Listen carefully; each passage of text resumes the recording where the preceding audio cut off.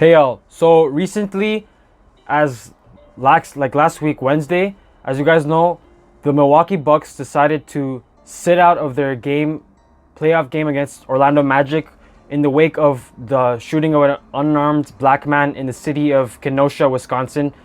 This man, many of you probably know by now, his name is Jacob Blake. He was shot 7 times by a police officer, and as a result, he is now paralyzed from the waist down.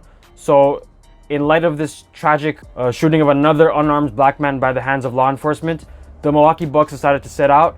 And what this did was it led to a snowball effect in which the other NBA teams that were scheduled to play that night, they also decided to sit out in solidarity with the Milwaukee Bucks. And what happened as a result of this? There were no playoff games last week from Wednesday to Friday. So last week, Wednesday, after this strike essentially happened that started at the hands of the Milwaukee Bucks players.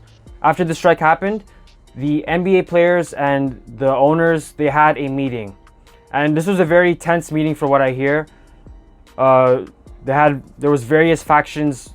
Like, there was one faction that they wanted to actually sit out for the rest of the playoffs to bring about, pressure on the owners, to get them to actually call up the politicians that they give contributions to and tell them that, look, we need some certain demands for you guys to meet, because this is the only way that any change is going to be brought about if the owners actually feel any type of financial losses. So that's why there are some players that were willing to do that.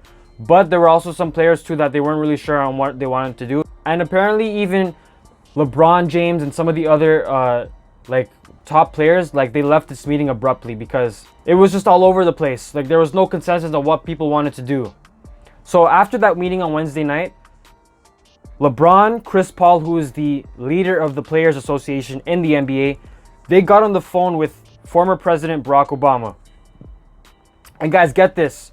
It was actually President Obama who convinced the players to end their strike.